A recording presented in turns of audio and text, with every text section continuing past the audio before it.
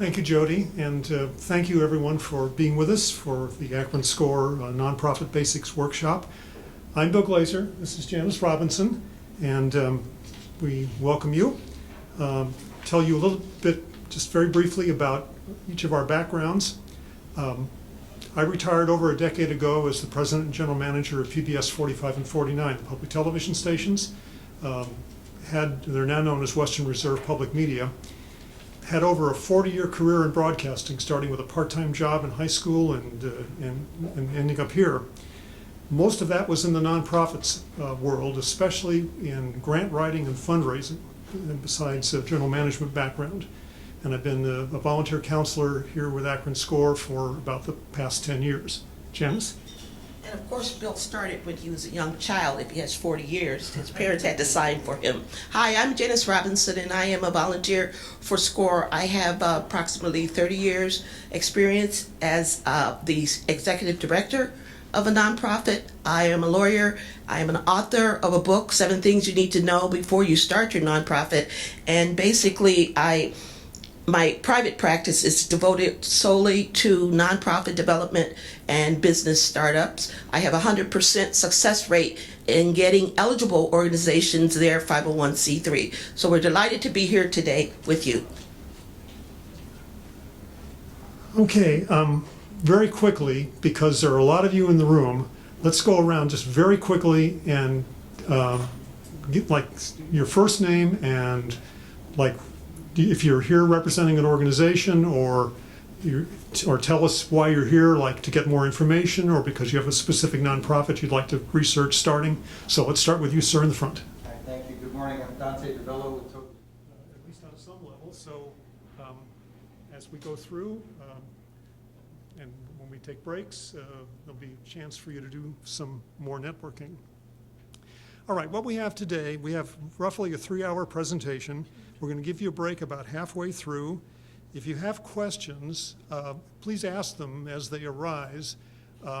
If we stop you, though, it's because we know we're going to answer that question 10 or 20 or 30 minutes later, because we have a lot of material here. As you came in, you passed the bathrooms. Now, to use them, though, you have to go into the library and then come back around. And there's water fountains out there as well. We'll give you business cards in a little bit, so you can contact us. There are evaluation forms, as Jody already mentioned. Now, some quick notes about the information in your packet. First of all the slides have already been reduced on paper, so you don't need to have to write down everything that's on the screen, but there are spaces for you to take additional notes. We have a resource information sheet, which we'll go over at the end, that's also in your packet, and there's some brochures that we think that you might find helpful as well. And at the end, we'll also talk about how to schedule follow-on appointments if you want to have one-on-one sessions with either Janice or myself. Okay, so let's begin. Our topic today is nonprofit basics. These are the topics that we're going to cover. And Janice and I are going to trade off the various areas. First, just a very brief word about SCORE. SCORE is an organization that's been around for, in this case, the Akron chapter, over 50 years. But our mission is to foster vibrant small business communities through mentoring and education. And our vision is to support every person so they can survive as a small business owner. Now you say, well, wait a minute, that's small business. I want to do a nonprofit. If there's one message that Janice and I want you to take away today when you leave, if you don't run your nonprofit as a business, you will fail. And neither of us want to see you fail. We want to see you succeed. So when we talk about it as a business, it's not in a sense because you want to make distributions to stockholders, because you can't do that as a nonprofit, but we want your nonprofit, after you've gone through all the work to establish it, to make sure that it's sustainable in the long run. So we have, in our 50 years of being in business, Akron SCORE, we've counseled over 45,000 clients.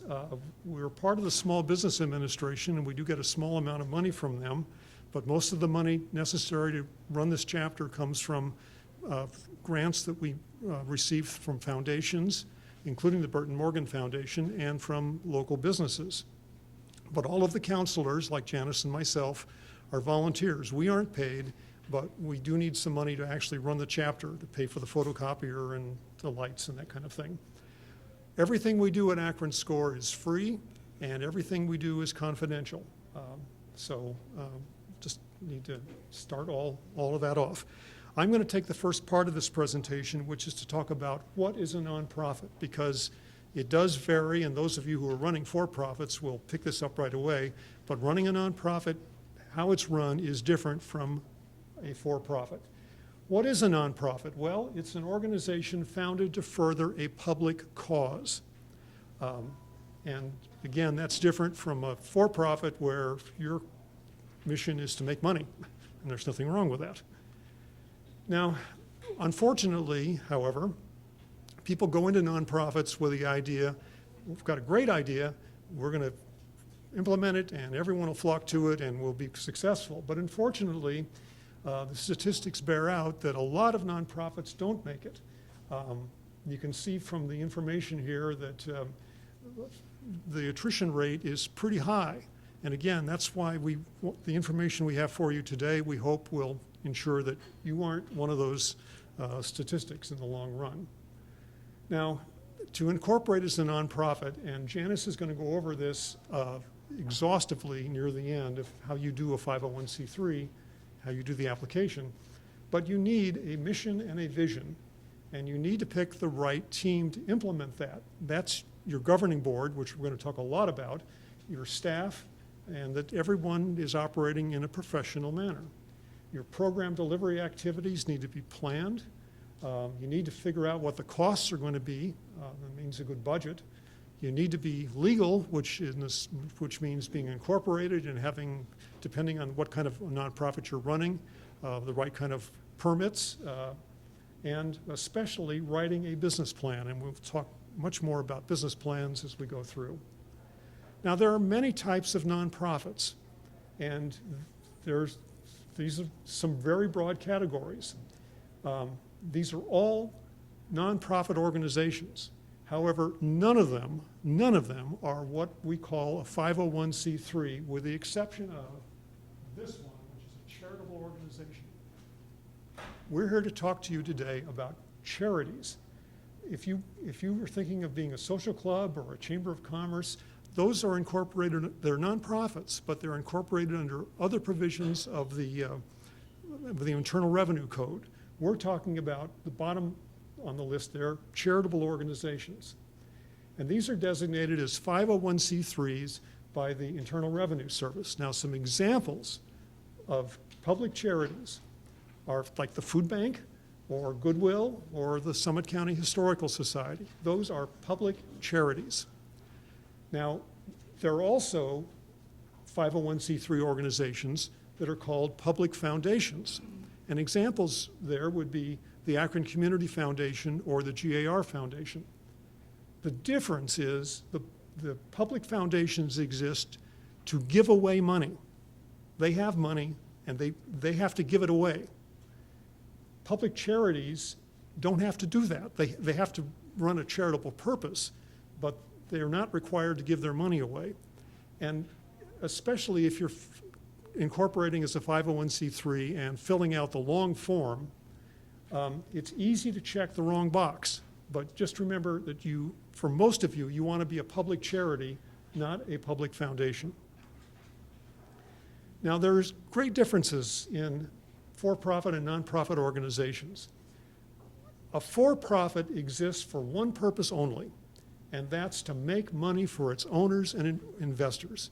And I've just got to stop any other discussion of this, because if you ask anyone who's in business, if they cannot make it, or they cannot make money, they will go out of business, or they will shift their line of work to do something else that will make them money. Acme sells groceries, yes, but if they couldn't sell groceries profitably, believe me, they would do something else. Nonprofits, on the other hand, produce, market, and sell products or services to improve the community. That's a big difference, and it's not to denigrate the for-profit side at all. It's just to say that nonprofits exist to do something quite different. Yes, go on, thanks for doing that.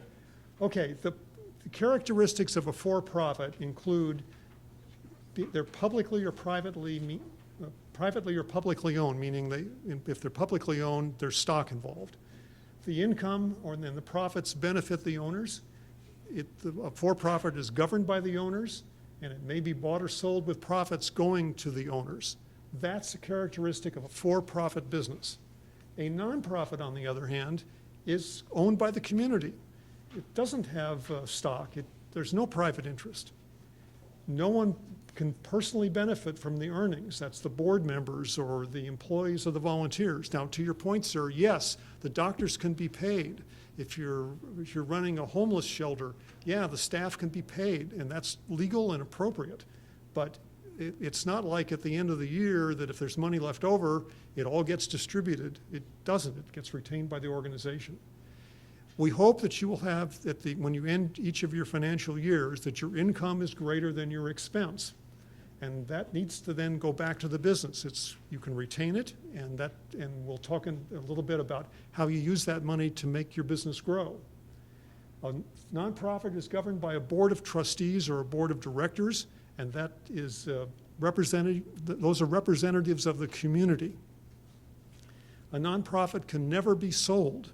Now, if it goes out of business, the assets need to go to another nonprofit. So again, if the Cleveland Clinic should ever go out of business, unlikely, but if it should ever go out of business, some other organization would have to take its assets. Yes, sir? Yeah, okay. Yes. Head, so, It's not unusual for nonprofits to also have for-profit arms or vice versa. There needs to be some walls there, but yeah. Okay. Yeah. As a general answer, yes. So in going forward, when you're thinking about whether you want to be a nonprofit or you want to be a for-profit, we suggest these be some of the categories, the criteria that you look at. So you need to decide whether you're going to be a for-profit or you're going to be a nonprofit and define your reasons for doing that. The wrong reason to start a nonprofit is to raise money because you're not going to be successful.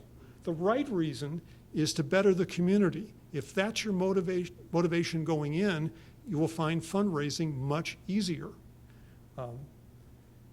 Incorporate as a nonprofit only, and this is our advice, only if you're going to rely on donations, on government funding, or foundation grants. And why do we say this? Well, you're going to find doing a nonprofit, you're going to be doing about double the amount of paperwork that you would do if you were running a for-profit. We'll talk a little bit more about that in a bit. So you're increasing your workload enormously.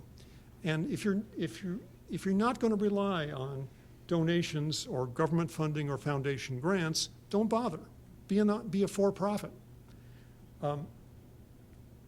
Because as a public charity, 30% of your annual income has to come from public support. That means donations, in-kind gifts, foundation support, along those lines. Yes, you can charge fees if you are running a nonprofit. And if your model allows that, that's great, that's fine. But you can't run a nonprofit solely on user fees, and that's just not Bill and Janice's opinion, that's from the Internal Revenue Service. So again, think carefully before deciding that you want to be a nonprofit. Now, there are advantages of being a nonprofit, and they include elimination of certain kinds of taxation, because nonprofits don't pay federal, state, local sales or corporate taxes. Donations are deductible by the donor on their tax return. Nonprofits can take advantages of grants that oftentimes for-profits can't, and not always, but in many cases, your costs can be lower. But all nonprofits have to pay these kind of taxes. You can be assessed for street repairs, or you have to pay Social Security taxes, Medicare taxes, workers' comp, unemployment taxes, and you have to, if you have employees, you have to withhold their income tax. You're not exempt from that. You have to do it. There are some real disadvantages of being a nonprofit, and one is loss of control. If you were running a for-profit, especially if you're a sole proprietorship, you retain all control. You decide what's happening and what's not happening. You will find when you incorporate as a nonprofit, you have to have a board of directors, and the board of directors has certain duties and responsibilities for your organization.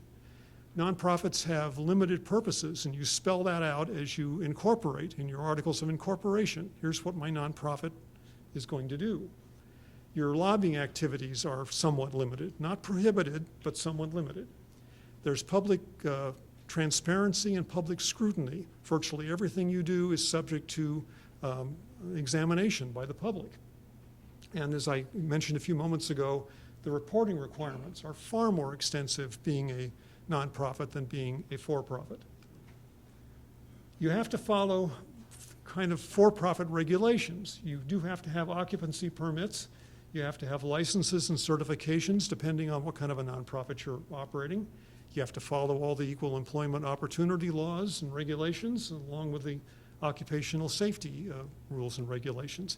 You can't just say, well, I'm a nonprofit, so we just won't have we won't worry about those fire escapes. You've got to do it or someone will shut you down, and that kind of adverse publicity is the last thing as a nonprofit you want, because unfortunately people tend to remember the bad things, not the good things, and as you find, as you're trying to raise money from donors, trying to keep a positive image all the time. And because believe me, things will happen to your nonprofit along the way, despite the best of intentions. One of your questions got into this, and Janice supplied part of the answer, but there's some myths about nonprofits, and one of them is that they can't make money. But we say you've got to make money, you've got to have a profit, you've got to have a surplus revenue over expense, because that allows you to reinvest in your organization. It allows you to expand your organization. It allows you to make your organization better. If you're constantly running a deficit, that you're not going to be around very long, and you want to try and avoid that. So it's having a good budget and making sure you're raising sufficient money. I'll just give you a quick example. In all my years in public broadcasting, the monthly budget was almost never in balance. The year budget was, because we had large swings month to month in revenue and expense. The months that we did major fundraising campaigns, a lot of revenue came in. But there were other months, especially every year when we had to pay PBS for our programming, the money flowed out rapidly. And we had a staff, and they expected to be paid every month. So that surplus, having that surplus is just really important. All right, with that set up, we're going to talk next about governing the nonprofit, and Janice is going to do that. Thanks. And just as Janice starts, I'm going to come around and pass out my business card, and I also want to make sure that everyone has signed the sign-in sheet, so I'll be around to do that. Janice? Thanks. Just let me make a comment on some of the things we've already heard, and I will share with you that, SCORE has been very inclusive of my expertise, and I appreciate that. Some of the slides were changed to talk about nonprofits. I personally do not feel that there are any disadvantages for being a nonprofit. Everything that I heard each of you say that you wanted to do was not something that was going to enhance you personally.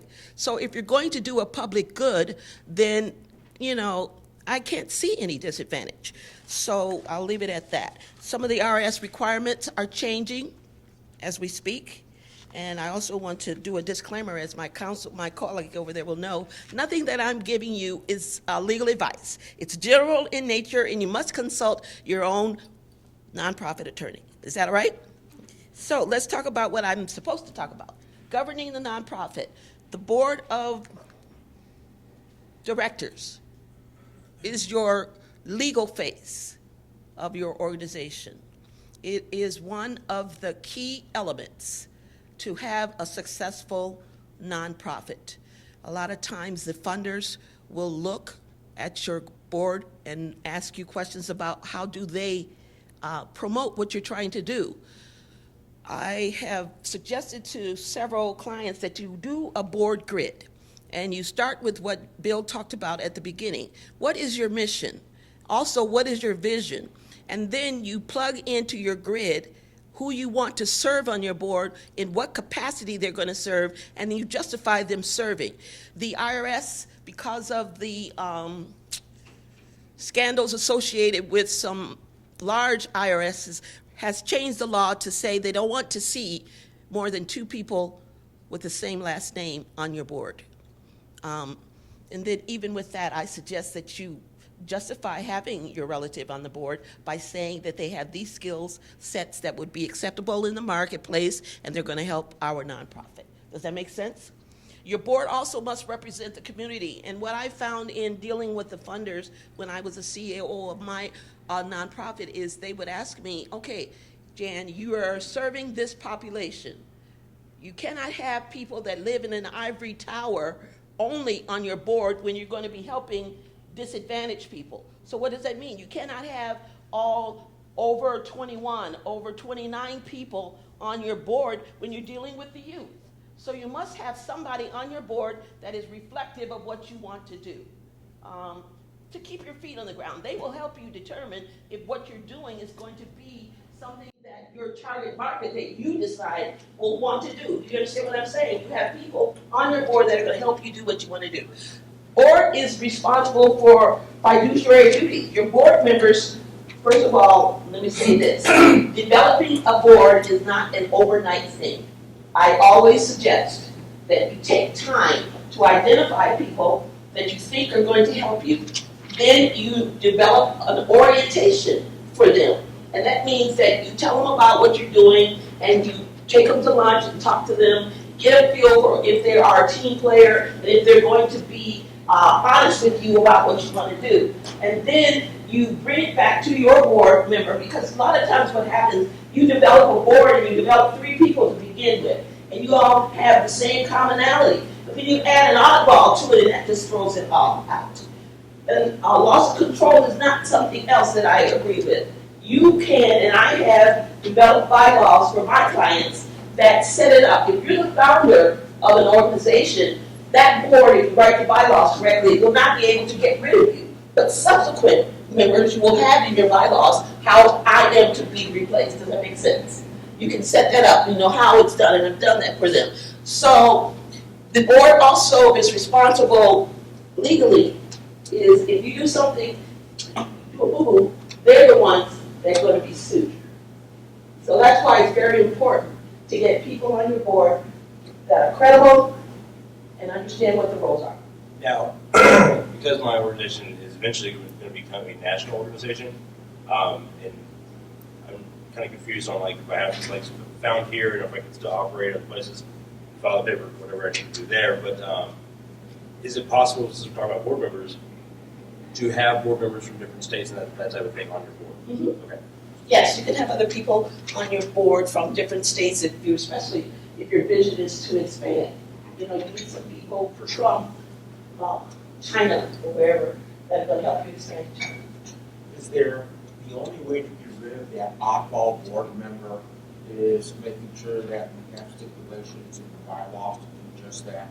Yes, that's what I'm saying. You will develop in your bylaws how board members are going to be replaced or asked to leave. The other thing is when you have board members, you have them sign a commitment.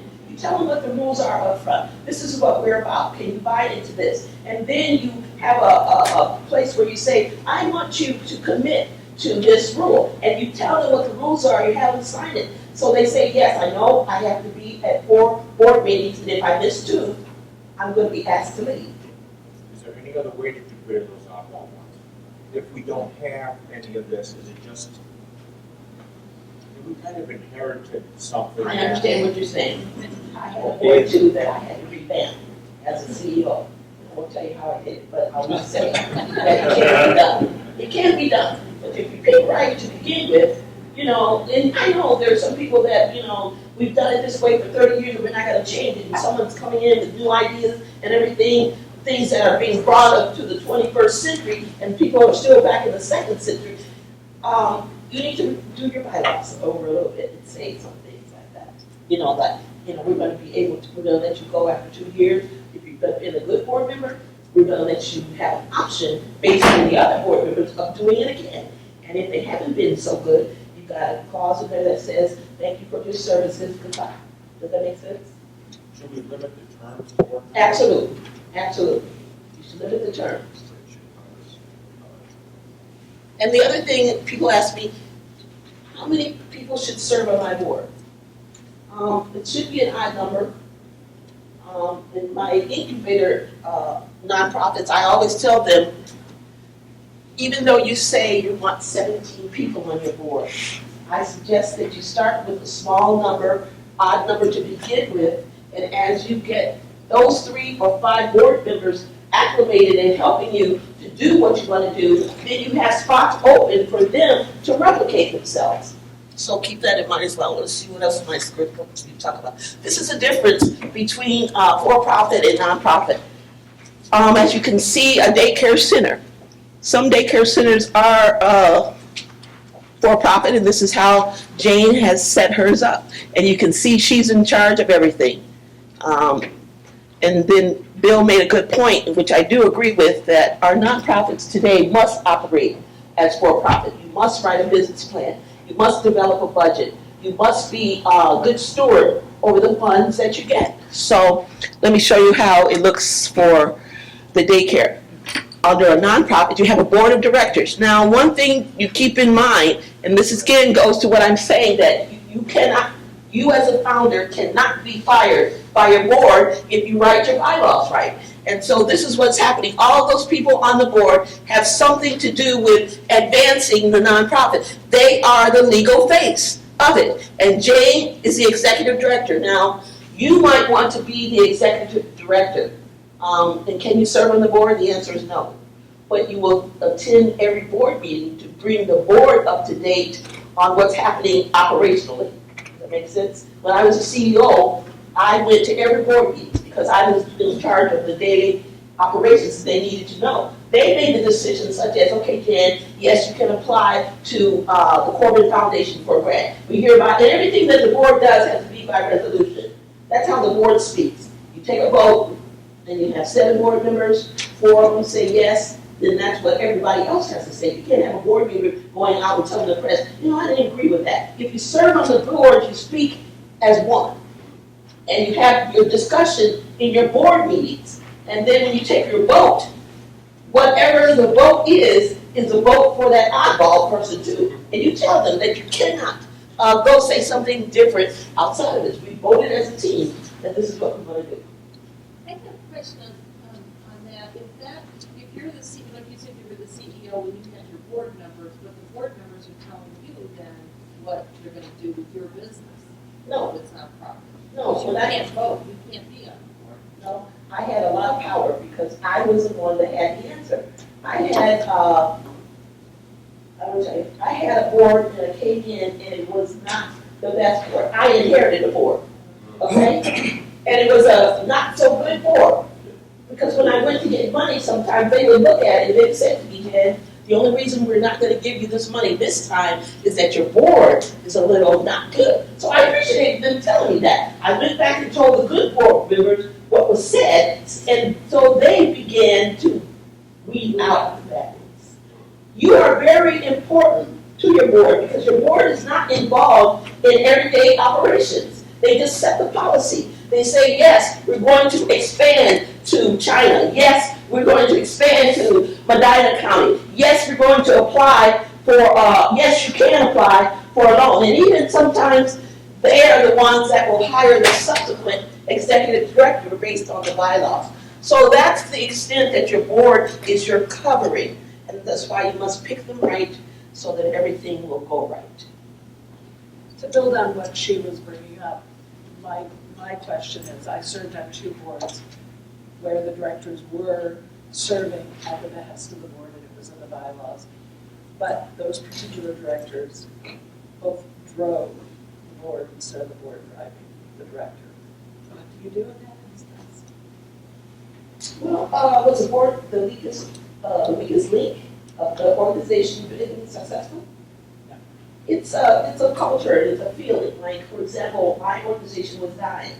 I, as a CEO, came and I brought it back to life, got it national and state exposure, and it was just, in the paper every other day, so forth and so on. My board members were working other places. They were judges, they were lawyers, they were bankers, so forth and so on. They were glad that I was getting publicity for them.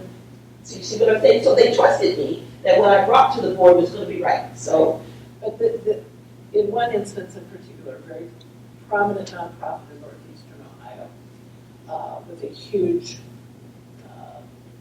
pile of money, the director got involved in those things that he was not supposed to be involved in. What do you do about that? Are there legal remedies for something like that? depends on what's in your bylaws. I mean, you have to stay in your lane.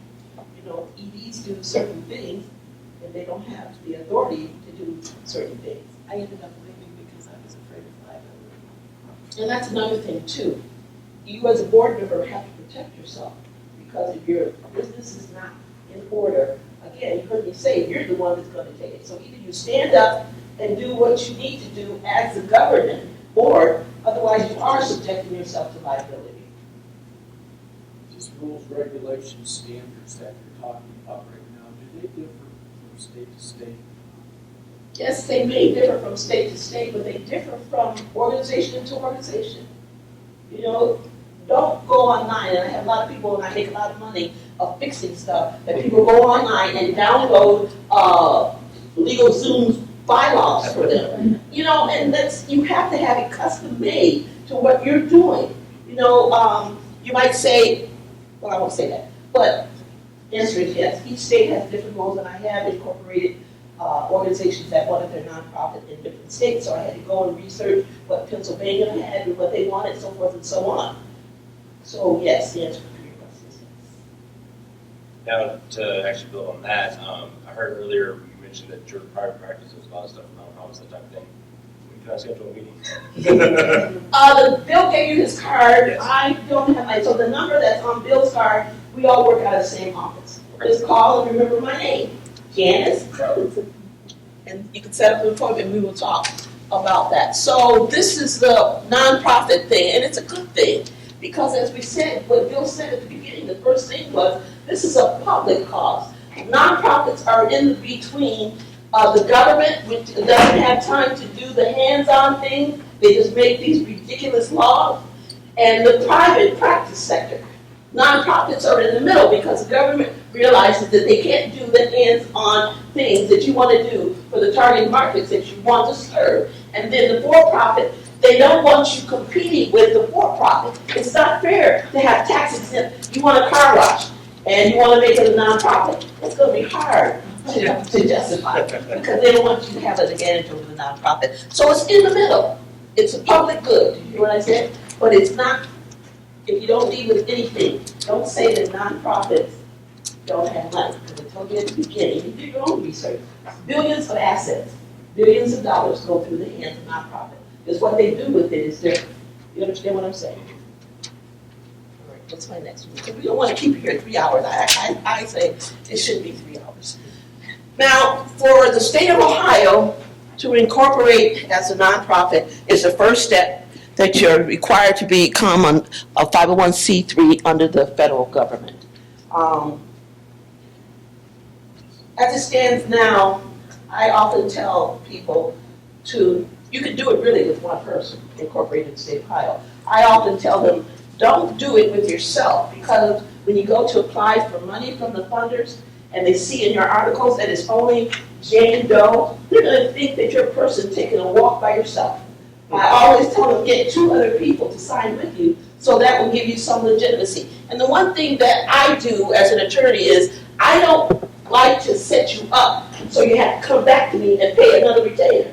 I work with you so that I can get what you want to do for 30 days. You don't have to go back and redo your articles of incorporation, which I've had to do, no problem. So I'm telling you something for free today. How about that? Just get it right and have 3 people at least. And then I told you about the relatives. On the state of Ohio, they don't care if you have relatives. But again, if you're going to go get your 501c3, the government does. And let me share this with you. The application for your 501c3 has drastically changed.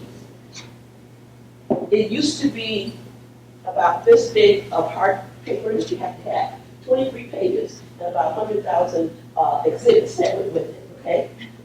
They changed it July 2014 or 15. They lowered it to allow people to apply what they say express. And now I can do it online, and it's like 3 pages. But they also, what people don't understand about that is, yes, they may give it to you initially, but they may audit you, and they want you to have all of these things in place that they wanted you before. So keep that in mind as well. I'm just not for getting, I'm not for online legal. I think you need to talk to a person. Am I right, counsel? You need to talk because one size does not fit all. Yes, you should have term limits for your board members. And you state that in your thing. Now, what they're saying about stagger it, they're saying your first board members will serve for 3 years. And then you say in year 2, we're going to orientate and have 3 more. So that your good board members are not going away all at the same time. You're staggering it so that your organization will remain viable. Does that make sense? So that's what you will put in there. And then you also put the terms about how you want to retain your good people. Expectations. This is another thing. If you have a board member, it is better to keep a good board member by letting them know up front what you require of them. If you're going to require them to bring in X amount of dollars a year, let them know that up front. And then let them commit to that. You want people that are willing to show up. Initially, you have a quarterly meeting when experienced and older nonprofits, mine was quarterly meetings. But sometimes my newbies, they need to have it like every other month.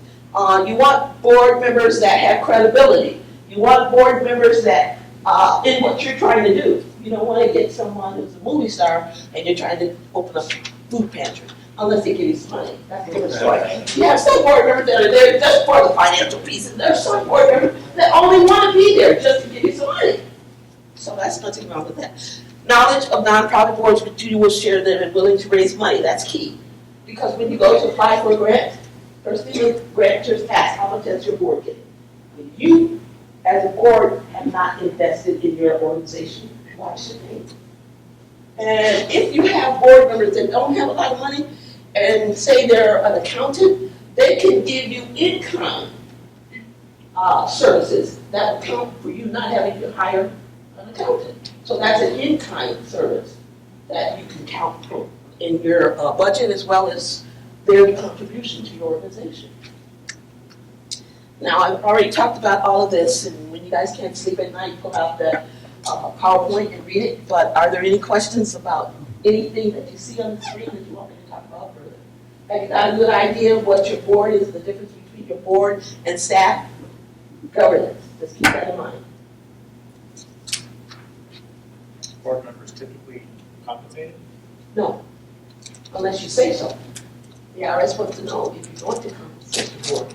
It is better not to compensate your board members.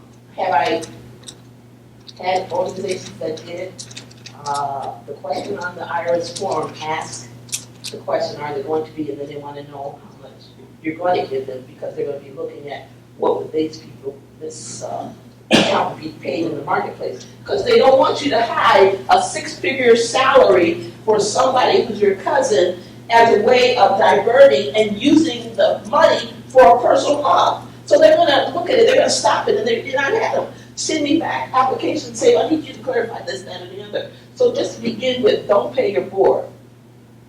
And then when you make the billions of dollars, you can pay board expenses. Like if you're going to go to England and have a board meeting, you can buy their tickets in a hotel lodge. You're looking at me, I'm telling you it's true. Yeah. I have a question about, remember what I mentioned earlier about how I'm, as a side business, so to speak, offering social media services, that type of thing. Now, just to have that much more clout as far as like when I go seek funding, the services that I'm providing for my organization, I just want to be clear, it can be used as the in-kind. Okay. So I just want to clarify that. Say you have a board member and you're staggering the terms, if they serve for 2 or 3 years and then they're not on board anymore, can you then hire them? Yes, as long as they're not a board, and they can serve in meritus even. You know, if they just want to be on there to help you continue having a title in the community, it would be great to have, No, I mean, can you pay them as yes, employees? the answer is yes. If they change their roles, they can. Staff can be paid. Consultants can be paid. But board members generally not. Any other questions? Just to clarify, directors who are on the board, they can never wear 2 hats. They can, one of them never be the executive. There's a difference between staff and board. It has to be separated.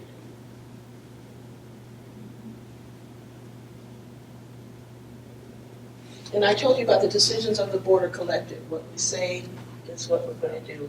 And then this is a summary of what I've already told you.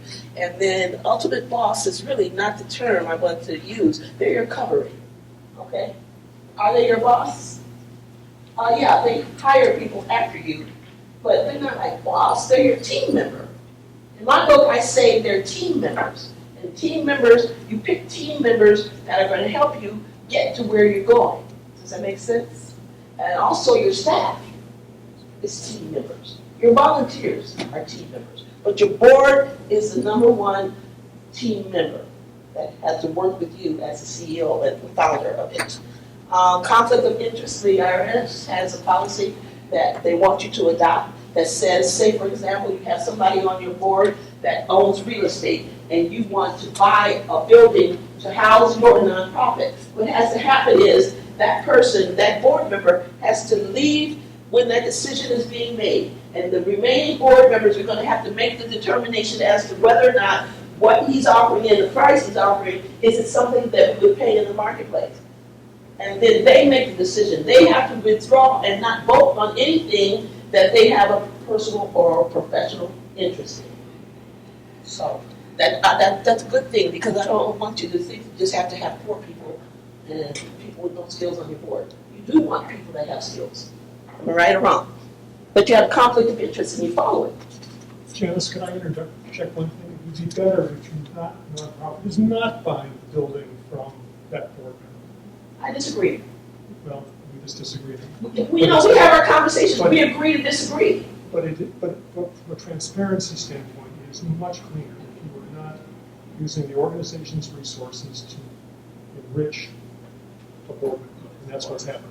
But it has happened, and I have major national groups that I've served on the board for. Well, sometimes that board member, his organization or her organization may have the best option to do it. Exactly. But at that point, that board member needs to pull themselves out Exactly. of the decision making. Exactly. Just what Read Janice that said. and make sure there's a public record Mhm. in that board meeting stating that. That's what I Because said. there's a lot of conflict. That's what I said. Even so, I still worry about the PR and how it goes to your donors. I'd say you could also sway that in your favor too, though, depending on like how you do it. As far as your PR is concerned, you can just show that that's that much more. Depending on what we're talking about, it's all situational basis, but it shows that you're that much more invested in what you're doing, and you're working that much more invested because you're offering your services outside of the organization to help the organization. So it could be either or. It depends on each situation, and so you determine how you want to do that. But like you said, and I explained to you, when you're voting on something that somebody on your board, because is it not fair? You got people that are investing in your board not to use the resources that they have. That's not fair. That's not what the IRS wants. The IRS wants to make sure that, yes, you're going to be renting this building for your place. The average market price per square foot is $61. Now, if someone is going to give it to you for $59, you think the IRS is going to come in and audit you? The answer is no. And what the funders are going to say is, you're using our dollars to the best amount.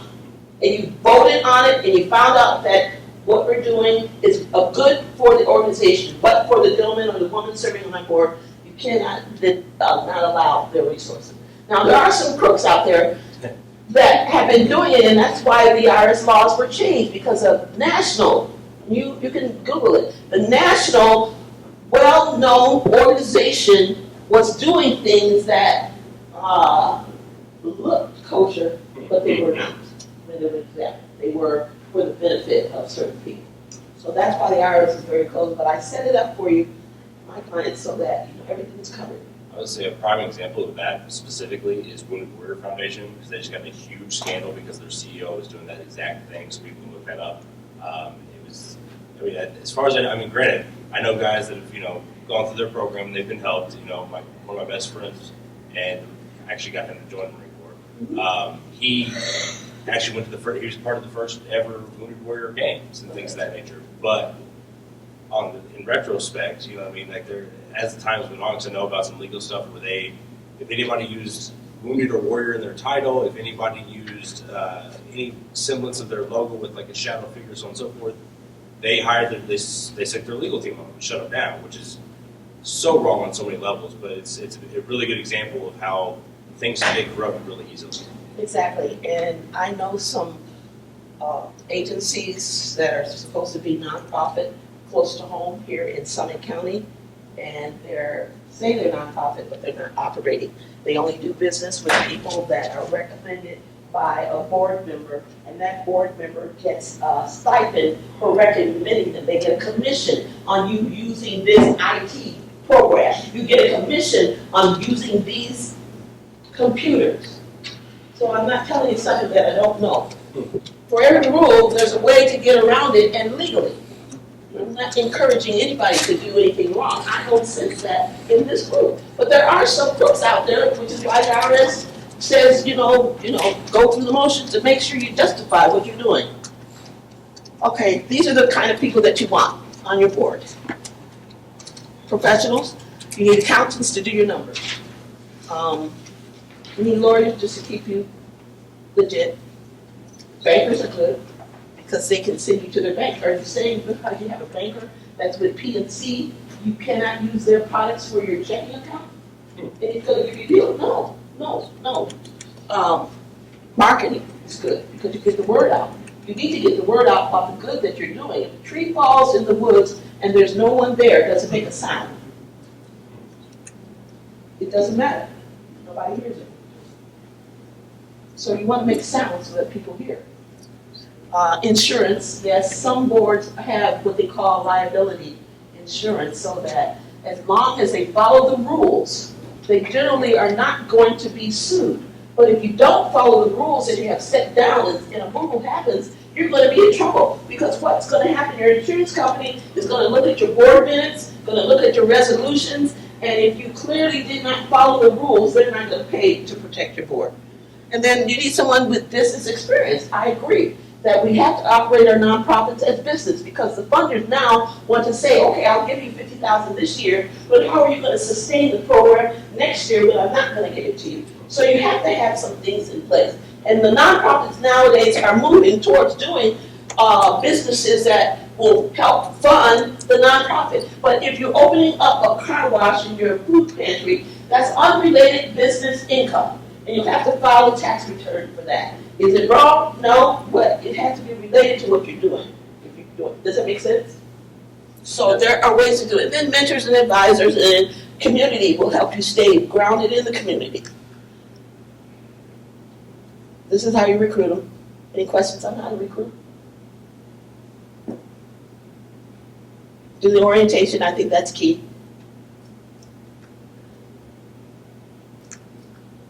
These are officers. Minimum officers that you need are president and treasurer. The rest of them are not absolutely necessary, but I recommend it if you can. You might start off with a small board. So, you can, when you grow up and be bigger, you can have all of that. But as long as you have to identify what the roles are in your bylaws. Your bylaws are very key. Can a treasurer, a person be a treasurer and secretary? Yes. Okay. All right. These are board committees for the big grown-up nonprofits. These are things that you should have planning, right? When you start out, you might just have one board member that can do your finance and auditing, planning and evaluation and nominating. It might be just one person, and as you grow, you can make it bigger. And then the operating committees are those. And they're ad hoc committees. You might need someone to do a special event for you.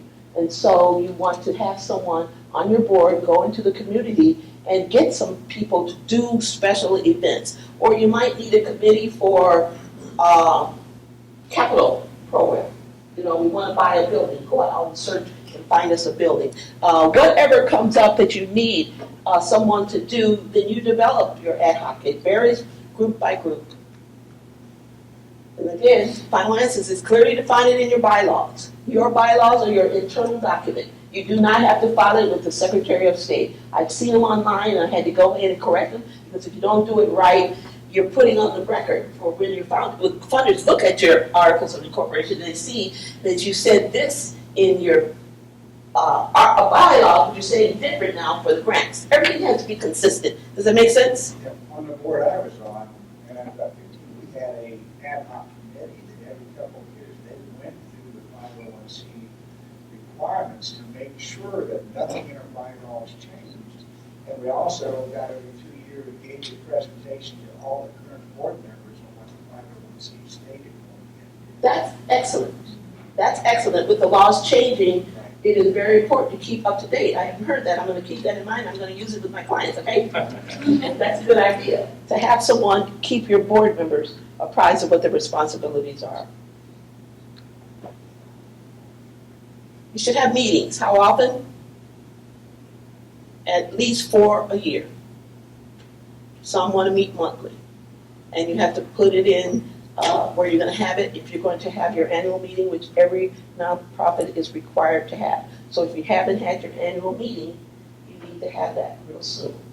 Yeah, with technology and stuff like that, because I'm really big on technology and saving paper and environmental and stuff. Can a meeting be like a Skype meeting? Exactly. In the bylaws, you can put it could be in person or using technology. Okay. Skype, or sometimes on the board that I serve on, if you can't make it, there's a number that you can call in and be part of the audio. So you decide in your bylaws how that can happen. But your annual meeting needs to be in person. Yeah. In my opinion. Is this mine too? Yours? This mine? Oh, okay. What time is it? Let's see if I can do this in 5 minutes. Am I going too fast? Too slow? Okay. Managing the nonprofit.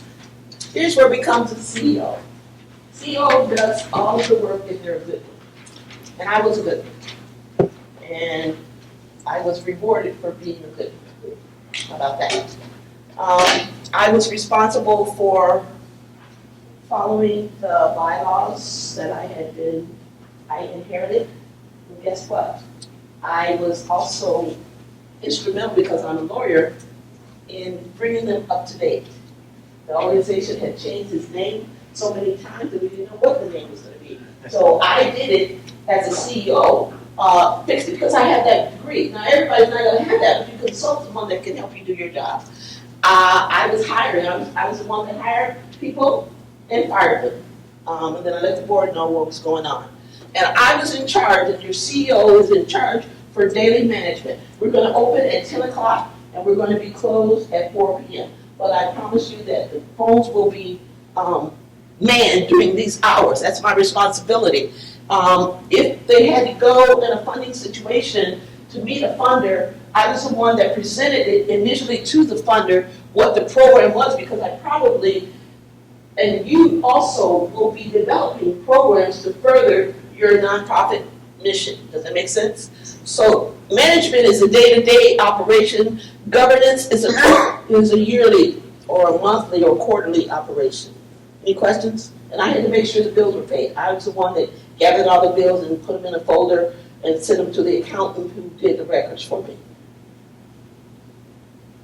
Yes, I did a personnel manual. You might want to do that too, because you want your staff to be on the same page and let them know what their requirements are, and also set up how you can get rid of bad staff. You know, this is what we expect you to do, and if you don't do it, this is what's going to happen. understand that the executive must be bonded. How about the board members? No, executives don't have to be bonded. Who said that? Must be bonded. Employees. Where? Right side. Is it true? Yeah. Well, it's better that you have No. people handling, it's better Oh, I that see. people handling money be bonded, yes. That's only for people that are handling money. Your treasurer might, you might want them to be bonded, but in general, CEOs don't have to. But if you're paying the bills, you're technically getting money, right? Or no? Yeah, but you don't have to be bonded, because that's not your only responsibility. And another thing, even though you're paying the bills, even though you have an accountant on your board, your audit has to be done by a third party. Your accountant cannot do your audit. So, and really, treasurers don't handle the money. The money comes in on a daily basis, and I pay the bills. If I get a check from a funder, I put it in the bank, because the board has already approved it, and they don't nitpick me and tell me what I spend it on. If I have a bill for a marketing piece of material, if I have a bill for the event that we had and I have to pay the caterer, I was the one that did that. How does that work with like, I'm actually in the process of building a Kickstarter campaign, like crowdsourcing, that type of thing. How does that fit in?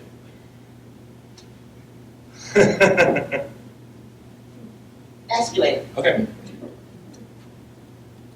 So the CEO does not have to be on. Everybody on the same page? And I didn't even know that was up there. So we'll be editing these things. And that's what you do. You hire, you train them, and then you motivate them.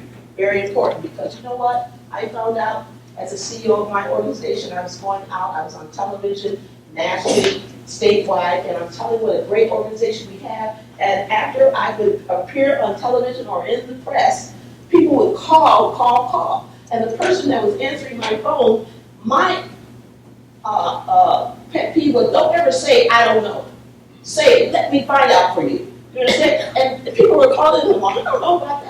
And people would call me back and say, I called your office and I didn't get the right response. You're going out there getting publicity. Make sure the person that's answering the phone is the most important person to your organization. Does that make sense? Because you're bringing them in and they can kick them out based on how they answer the phone. And now that these revolving, press 1 if your child is 12 or older, press 2 if you want to get your fingerprints taken for just calling a community foundation. I don't like those things. I like to hear somebody else. Just me, I'm a dinosaur, no problem. No, I think that's very valid because I can't remember what insurance company or whatever it was that, like, I don't know if they still advertise that way, but their advertisement was one of the benefits of calling them was you actually got to talk to a person. Like, when did that become a benefit? Like, Yeah. That should be like everyday business for most businesses, in my opinion. But, But it's no longer standard operating procedure to get those loop phones and screen people. My doctor's even doing it, and they're an answering service for my doctor. And if you're calling the doctor, you want to speak to the doctor. Oh, well, we're here to take the message. They'll get back to you in 24 to 48 hours. I tell them, you need to connect me with my doctor right now. I still don't understand that an employee needs to be bonded if they're handling money. If they're collecting rent checks,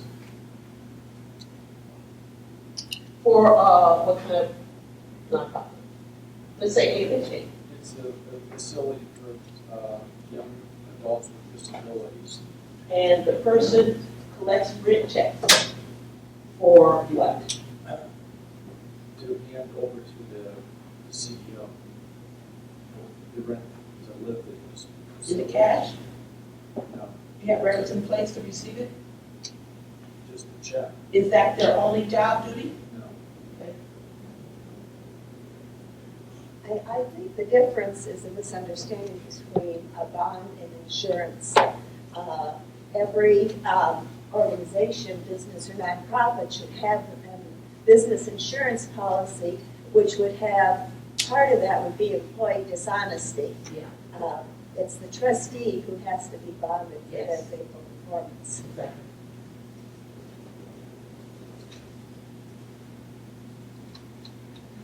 And at the date, you have the minutes, you have to document everything, and this is a quiz for you. What is the way, the documentation for board action? Say it out. Resolution. That's the only thing that speaks for the board. And that's what everybody, when you go to the bank, they want a resolution that the board said you could open up an account here, and the board says that the two signers on the check will be the CEO and the treasurer of the board for certain amounts, for all amounts, whatever you do. But when you open up a bank account, you don't have to have, you have to open up a bank account with the state of Ohio business, not necessarily, not with the board. You open a bank So account I have the open police foundation already set up Mhm. to do business. We are not 501c3 as of yet, Mhm. but in order to get a bank account, it's the state of Ohio license number that you need to use to open up a bank account. You need an EIN number. Well, to right. open More an than account. that, because I just And went that's to not a the state bank, thing, that's a national thing. I just went to the bank to try and open up through bank, and it wasn't enough information. I needed to have, depending on how I set it up with the state, I have to have proper, at least at Huntington, that's where I went. I had to have specific paperwork in order to, it was a nonprofit, I said I was setting it up as a nonprofit. I had to wait till all my nonprofit paperwork was in order before I could open up the account Mhm. as a nonprofit. Yeah, well, through the state mine was, and not it's set up through the nonprofit. Now, I don't know if maybe this was done, part of this was done years ago, I'm inheriting it from somebody else, so I don't know if things have changed. In that time, but we didn't have an EIN Okay.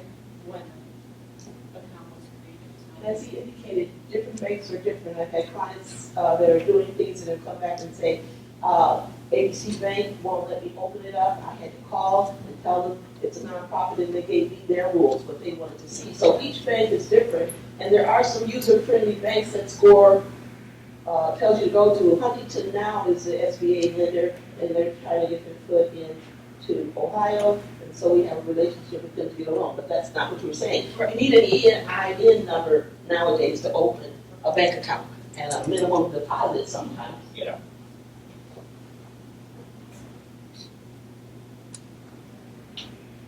Yeah, you keep, this is money separate from your own.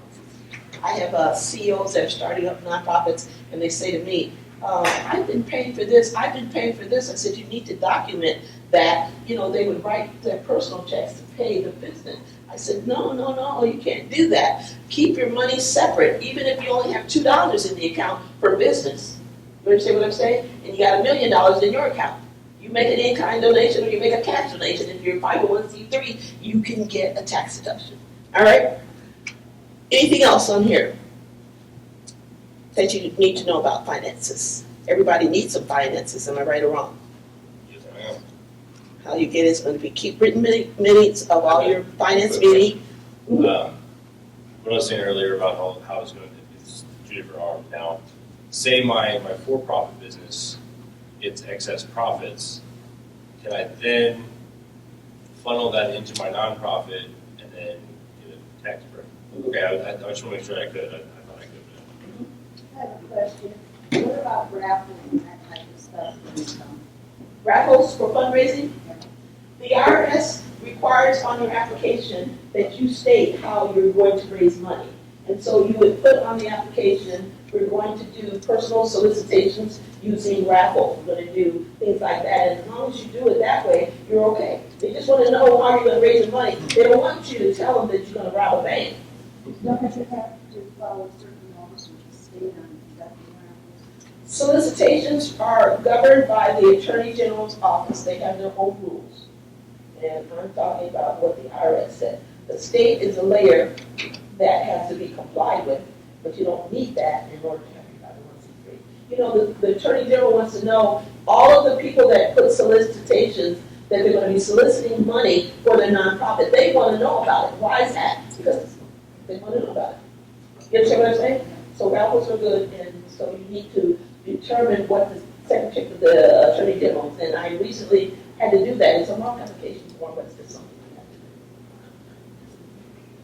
do. And I need to learn more about it. Any other questions? I think mine are done. I have till 33. I hope mine are done, because I know you're tired of hearing me talk. Budgets. This is what you need on your budget. And this is where the money goes. When the gentleman was asking where Can they make $1 billion? Yes, you can. That's where the money goes. It can go into capital gains, it's not on there, purchasing buildings, things like that that you want to own. For the salaries and budgets, if you know, use a prison fund as an example, who decides how much you're gonna pay these different people? Because I think that's always been, you know, at least public perception, the lack of these prison funds on profit, and then you walk into the And I'll tell you a secret. And I'm an avid prison fund person, let me just say. You're not gonna get paid as much for a nonprofit as you would in the marketplace. You're not going to, because the money is not there. If your budget is $100,000 and you're gonna pay your CEO $60,000, that is not going to be a good idea. So it's relative. If you have $6 billion, then you're gonna need a very skilled CEO, and you can pay him. Exactly. So go online and find out what the salaries are for this size for-profit business with this number of employees and this extension, and then use that as a beginning point. That's a good question. Yeah, I think they're worth every dime if they can bring it on. Exactly. That's a good thing, but you know, they also say in the nonprofit literature, you cannot expect to earn what you're really worth because you're doing it for a public cause. And I'm a witness to that. How about that? This our rate business receives out of the same office, one for profit, one not for profit, using the same computers and tables, chairs, and everything. Are they, an example of what you're talking about? All these business, is for housing for young adults with disabilities. It's nonprofit. Then he also has another business, a transportation business. And he's running out the same office, using all the same computers, tables. And then he does his tax returns, he claims those as deductions for the business. I don't know. Depends on how they're handling it financially. Your nonprofit will probably not get a grant for a computer that's going to be used by a for-profit in general. And then you also have to list sometimes your assets for your nonprofit when you're going to apply. So be on the safe side. I don't recommend that. Running it out of the same office. You can have the same office but different equipment.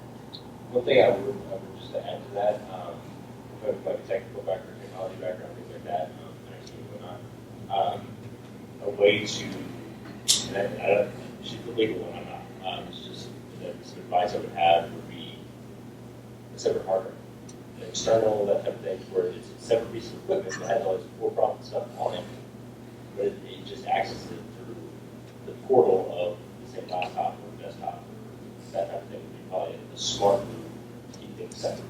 That's a good idea. So in that case, the CEO for the for-profit or for the non-profit can hire himself to be working for them. For-profit? Yes. Because there are lots of CEOs who work part-time for their nonprofit, and they have a job that pays them. So they're working for the nonprofit. Mhm. They have a job that pays them another job. So it wouldn't make any difference if they're working out of the same office, like you indicated. No, on that, like, can his transportation be on the payroll for the nonprofit? The transportation business that the person is running.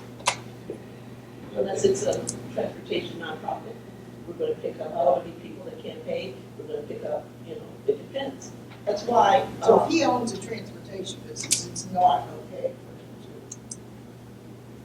That's pretty much how it is. and he's the CEO of a nonprofit. Again, remember what we said about board members that are providing services?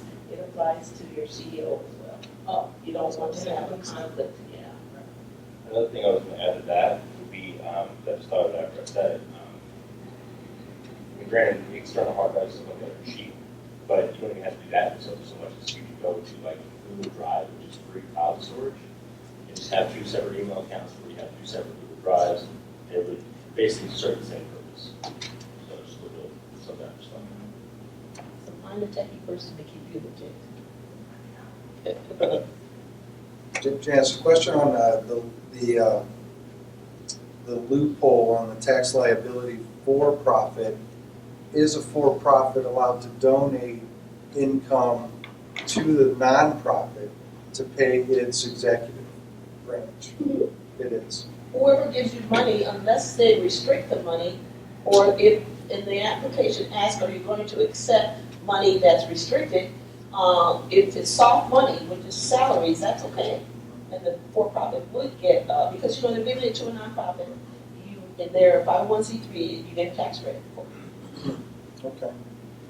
And the expenses, salaries are expenses, legitimate expenses for a nonprofit. Did you not know that funders don't really want to see volunteers as your entire staff?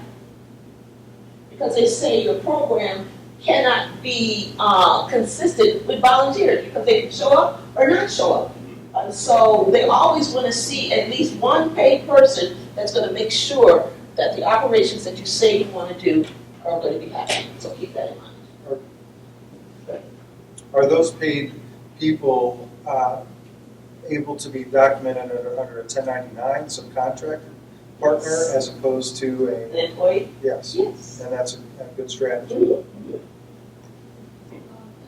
Back to your point on, who answers the phone, maybe that's a good spot for paid people, because I have the same experience, and actually the other day, not trying to put down the person's phone, trying to get money for the Heart Center, but that's cutting it, as I said.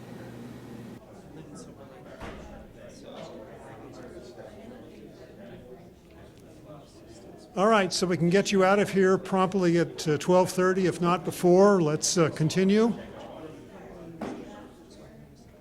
Want to talk in this next section about how to finance your nonprofit. And Janice has gone over and talked about the budget, how you budget for things like salaries and operational expense and fundraising. Now we're going to talk about how to raise the money. And this is the biggest challenge, in my opinion, that you are going to face in running your nonprofits, because not only do you have to run your nonprofit and provide the service that you've told the community you're going to provide, at the same time, you've got to raise the money. And it's a little different than running a retail business where, yeah, you have customers who come in and they pay you and that makes your business run. Because, as we mentioned some time ago, a third of your income every year has got to come from donations, from government grants, foundations, those kind of things. That's a real challenge, and you're going to find that you're going to spend a lot of your time raising money. In fact, as the executive director, you might be spending a lot of your time raising money. So we'll talk about financing. There are ways and different categories of nonprofit income, and summarized, you can have earned income. Those are fees for services. You charge someone for your service. Using the daycare example as the example, you charge for each child. You can have, if that surplus income you've had at the end of the year, hopefully you've invested that, you can have investment income. Another category is donated income. That's money from individuals who you approach and you say, would you support my nonprofit? It comes from things like estates and bequests, if you were successful in obtaining those. It comes from foundation grants, and we're going to spend a lot of time in a few minutes talking about foundations and how to approach them. Corporate support can include contracts. Corporations can contract with your nonprofit to provide services. You can have income from the government. The government can contract with you. The government contracts with all sorts of nonprofits to provide services. The government can also give you grants, and we'll talk about the difference between what a contract is and what a grant is just a bit later. And then there are other sources of income, which include crowdfunding. That's becoming increasingly useful in funding nonprofits.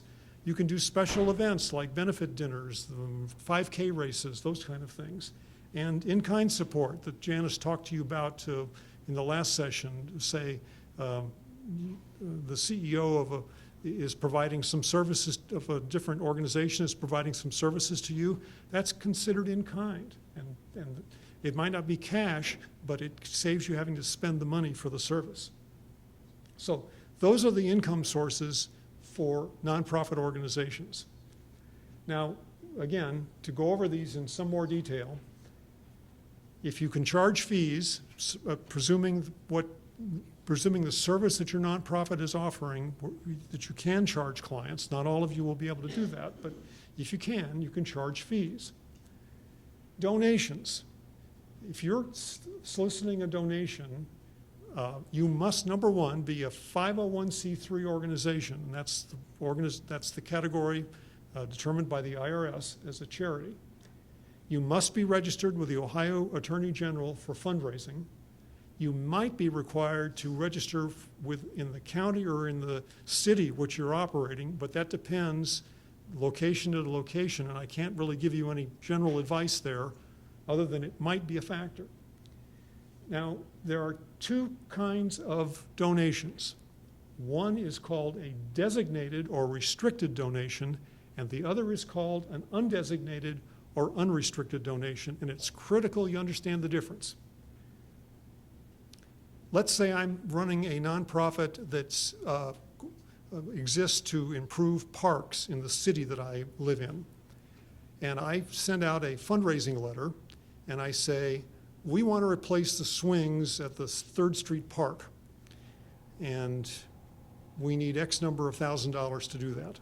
So people start responding, and you take the money.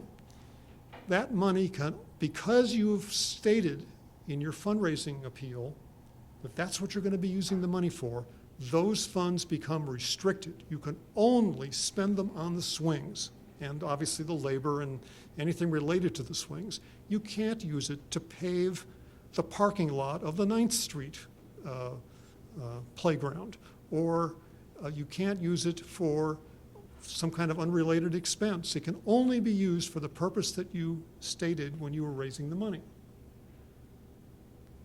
Generally, when you're applying to foundations, you're applying for designated or restricted donations. Unrestricted or undesignated, on the other hand, you can use it for any purpose in your nonprofit as long as it serves the purpose of your nonprofit and it's legal and all those good sort of things. And that's how you often pay salaries or pay for your annual audit or things like that, because again, foundations and others tend to not like to pay for those things. They like to pay for projects. And having as much undesignated funding in your organization as you can is really helpful to you. It gives you a lot of budget flexibility. But again, many individuals will only contribute if the funding is restricted to a specific project. So again, it's best if you can have a lot of unrestricted. That supports your general operating budget and makes for a more efficient nonprofit. When you're receiving, yes? On the unrestricted, if someone wanted to give you merchandise. Yes. A piece of art. Right. That would be considered unrestricted. Yes, yes. Yeah. And you need independent valuation of that art. The donor can't say it's worth $5,000. You need to have it appraised by someone who's independent. And then you can send a letter, which is what I'm going to talk about next, back to the donor saying, thank you for your donation of a piece of art, and the appraiser said it was worth $5,000, et cetera. You're first and then to the back, yes. With your example of the swings at the 3rd Street Park, let's just say in the unlikely event that you needed $5,000 and you ended up with $50,000. Mm-hmm. How do you, obviously that's way more money than it would be needed to replace it. How do you make that funds accessible to other parts of the business? What I would do is go back to the donors and say, thank you very much. Your money has been used. The swings were taken care of. but we have these other needs, would you allow the money to be used for that? That's what I would do. Again, it's transparency, it's openness. Yes?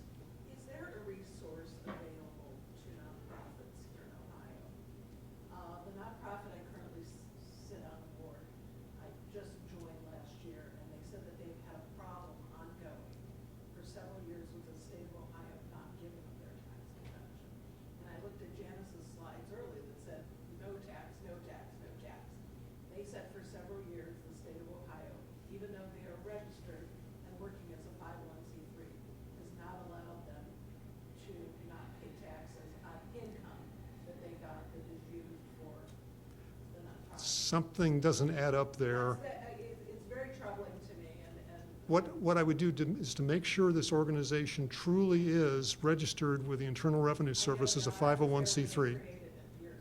But to make sure it still is, because what happened a few years ago, the IRS went through, because organizations weren't filing their tax returns, which we're going to talk about in a few minutes, they disqualified a gazillion nonprofit organizations. Your organization may have lost its federal tax exemption. I don't know that. How would we find that out? Go onto the IRS website, put in the exact name of the, you need to go down several levels, but there's a section on charities, and put in the exact name of the organization. It has to be exact.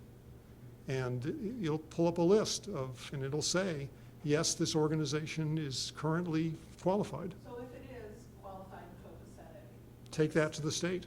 and if they have erroneously paid taxes for a number of years.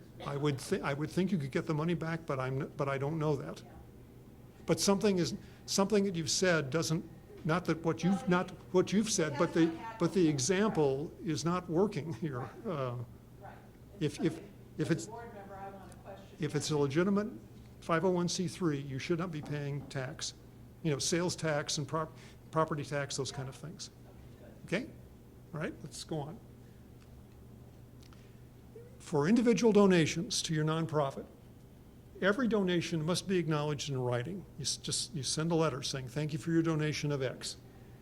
If your donation is greater than $250, you've got to acknowledge it in that letter using this language or something quite similar, that nothing was given or received in exchange for the donation. And this information then becomes public.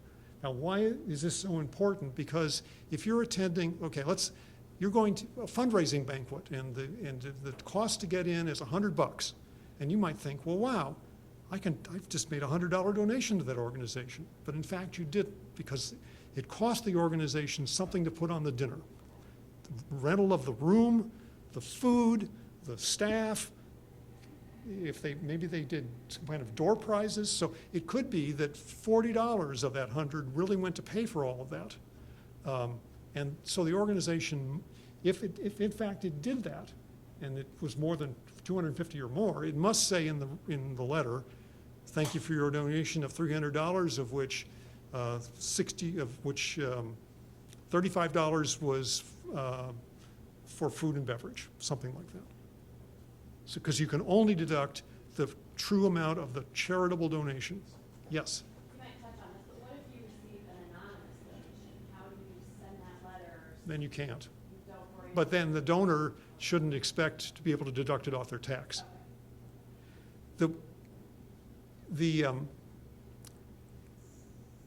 If there's a problem with a donation, the IRS is not going to come back to your organization. It's going to be to the donor. And if your donor is ever audited and they can't produce the letter, the IRS is likely to disallow the deduction. Now, think for a minute. If you were the donor and something got messed up, would you ever donate to that organization again? Probably not.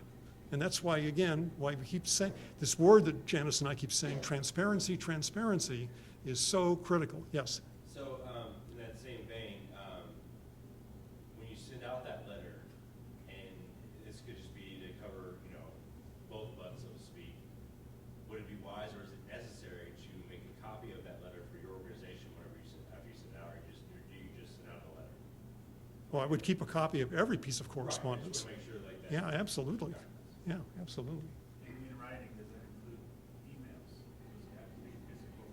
No, it could be an email, but make sure you have a copy of it. You want to archive that stuff. Okay, turning to the foundation piece. Foundations are organizations that have money and they give it away. We had examples earlier on, but Akron Community Foundation, GAR Foundation tend to be two of the biggest in the area, but there are a lot of them. And they range from big organizations to rather small, and we'll talk more about those in a bit. But no nonprofit can be run solely on foundation grants. If that's your plan, you need to think a little bit bigger, because foundations tend to give money maybe one time, maybe twice. Sometimes they give for a long period of time, but it tends to be unpredictable in their repeat pattern. And if you want to diversify your funding sources to the extent that you really can. Foundation grants always require a written proposal, and the foundation will tell you what form that should be. The bigger ones will. The bigger ones, now it's all done online. Normally, when you're done with your project, or even sometimes on a quarterly basis, you need to give reports back to the foundation on the outcomes of your project, because the foundations, when they give money away, they want to see an outcome. And again, if going back to the swings of the playground example, if the foundation wants to know that their money bought the swings, that's what they care about. Sometimes foundations require their grant to be publicized, other times they don't. It just depends on the foundation. If you're starting out and you haven't done your homework, and we're going to talk about homework, which you need to do in a bit, 20% rate might be good. So if you're trying to raise $100,000 from 3 foundations, maybe you're going to end up applying to 10. If you do the preliminary work, and you need to have done this anyway in becoming a 501c3, knowing what your mission is, what your program is described, your budget, that's already done. And foundations tend to fund projects that are that fit their mission and fit their geographical area. So as an example, there are foundations in Summit County that they'll fund specific types of projects. Some love to fund arts. Others don't do art funding at all. Some like to do social service funding. Other foundations don't do that because they do other things. It's up to the foundation to determine what they're going to fund, the kind of projects they're going to fund. They also tend to be restricted geographically. Most foundations in Summit County will only fund projects in Summit County. And it's really easy, sitting where we are, to say, well, if there's lots of money in Cleveland, we'll go to Cleveland and raise the money. But most of the Cleveland foundations, with a very few exceptions, will fund projects in Cuyahoga County. They won't come to Summit County. That's not, I'll catch you in a minute, that's not to say that it won't happen, but I'm saying it's unlikely to happen. And that's based on a lot of years trying to raise money in this area. So you research this, and again, I'm in a couple of minutes will tell you how to really drill down, so you're not just spending hours staring into a computer screen, but do the preliminaries. Yes, your question. Say on that, kind of like I was talking about earlier, on like national level, say I'm headquartered in Summit County. Yeah. Would more clarification, like would they be more willing to fund my organization because I'm headquartered here? I'm also operating nationally, so would that hinder me? I think they'd be interested in what your project is, Okay. rather than where you're located. Okay. That's a general answer, but, okay. You research, and at the very end, we have some resource material that'll tell you really how to do this, but you research the foundations by going to the website of the Foundation Center. That's in the handouts. Don't worry about trying to write this down right now. And you can put in the parameters of where you're trying to raise the money and for what kind of project. And it will then pull up a list of foundations that, at least in the past, have made grants in these areas. That simplifies your homework enormously. Then you can, from that list, you can then go onto specific foundation websites and look up exactly what they're doing. You can find out when their grant cycles begin, when they end, who the project officer at the foundation is, what kind of application is involved. Now, the Foundation Center website is a pay site, and I've got to tell you that most of you can't afford to pay their monthly fees. But here's the good news. You can go, the Foundation Center site is available at many of the libraries, including the Hudson Library. And you can go upstairs to the second floor, and they have great librarians. They'll show you how to use the service. They can't do the search for you, but they'll show you how to use it. And you can do that search online. It's because the Foundation Center, they need to raise money, and one of the ways they do it is by charging to use that grant finding service. Once you have identified a particular foundation that seems likely that they might fund your project, then pick up the telephone, ladies and gentlemen, and call the number that's there on their website and ask to speak to a program or project officer.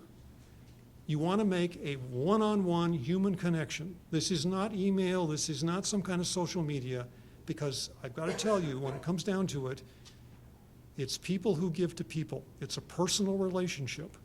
You've got to follow that. If you try and take a shortcut, I can tell you, it's almost likely not to succeed. So you let the people at the foundation know who you are and know what your organization is trying to do. Then when it's time, and then you ask them, is this something your foundation might fund in the future? And you'll get a pretty good reading. The project or program officers are there to help you. Then when it's time to apply, then you submit the application however they want you to submit it, and then you want to keep contact with that person. Because what happens, foundations operate most of them operate with a distribution committee. You aren't in the room when the distribution committee makes their decisions, but that program or project officer is. And if the distribution committee has questions that haven't been answered in your application, the program or project officer might be able to speak up, not necessarily on your behalf, but answer the questions that the foundation distribution committee members have. So it's really critical that you have that relationship at the foundations. Request only what might be granted. The foundations will tell you, usually on their website, we give grants from $5,000 to $15,000. If that's the range, don't ask for 50. They won't fund you. Assume that you might be, if you're successful, receive less money than you've asked for. That's common. Sometimes foundations they like you. They'll start off and they'll say, well, we can't do 15, but we could do 7. And then you apply next year and maybe they can do 9. And they might start stepping you up if they like what your organization is doing. Make sure you follow their guidelines. If you receive a grant, send them a thank you letter. Whatever reports they request, make sure they're done and on time. If your grant is denied, don't hesitate to pick up the phone and call the foundation, the person you've been talking to, and ask why. It's not confrontational, it's just, we're sorry we weren't funded. Can you give us some guidance as to why? And they might tell you, well, we didn't have enough money to go around, or the committee felt your application was weak in these areas. What it does, it helps you next time when you resubmit, improve your application. And do remember that foundations share information. There's a Summit County Council on Foundations, and the big foundations do talk to one another. This isn't like collusion or price fixing, but they do talk. When you see the big projects announced in the paper, between, say, the Knight Foundation and GAR and Akron Community Foundation, they often work in tandem together on projects. They've talked to one another. Now, foundations vary in size. Some are small, some are large, some have a little money to give away, some have a large amount of money to give away. There's some guidance there in terms of the kind of projects. National foundations, however, are not probably going to be a likely source for funds for local projects because they require larger projects. Now, yours is probably in variance with the statement I just made. But there is an exception, the Knight Foundation. The Knight Foundation was set up from proceeds from the night newspapers. That's the Akron Beacon Journal and a whole bunch of other papers in the country. The night newspapers were headquartered in Akron. The Beacon Journal was kind of the flagship paper for a long time. And then when the papers were sold, that money all went to the Knight Foundation. They're based in Miami now, but there are like 2 representatives of that foundation in Akron. And if you have any idea of a larger project, I would go talk to them. Again, pick up the phone, call them. There, you can find the Knight Foundation website, and the phone numbers are right there. Now, we already talked about how to do the searches. It's available here at Hudson, at Twinsburg, and the downtown Akron Summit County Library, the one downtown. Ways you can research what foundations have given, they're the 990 reports. These are the tax returns that foundations that nonprofits have to fill out and that foundations have to fill out.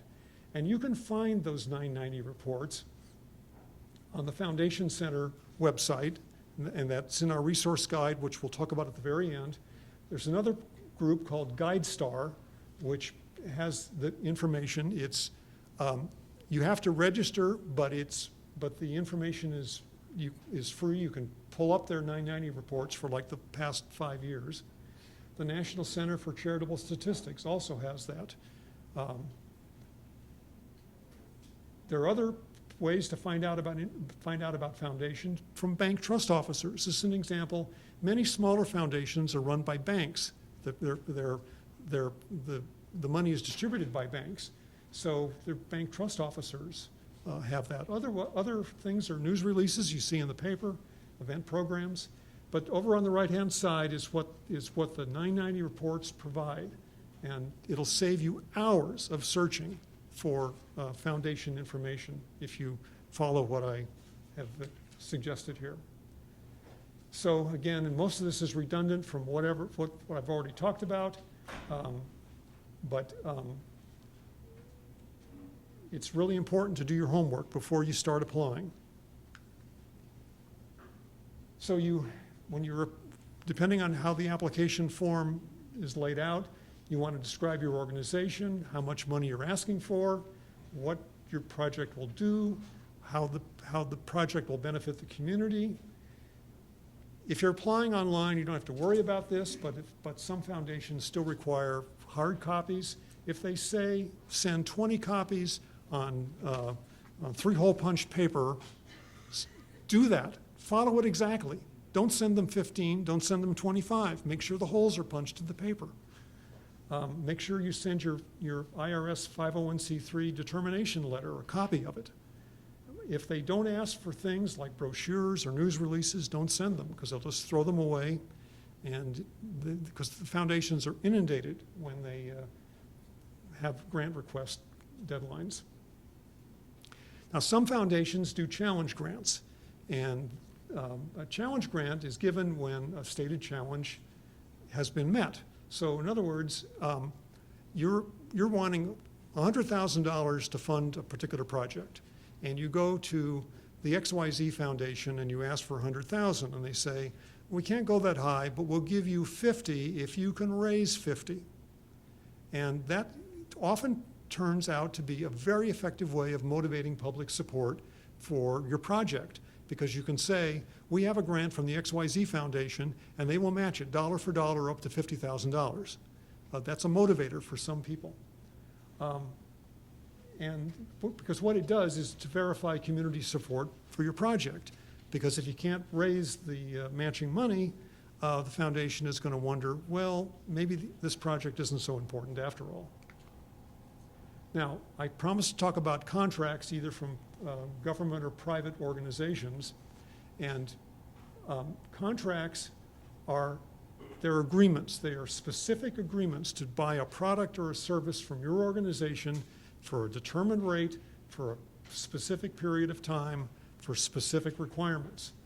These are competitive, they're time limited, they usually require a written proposal or they normally always require a written proposal. Usually there's what's called a request for proposal, which sets out the requirements.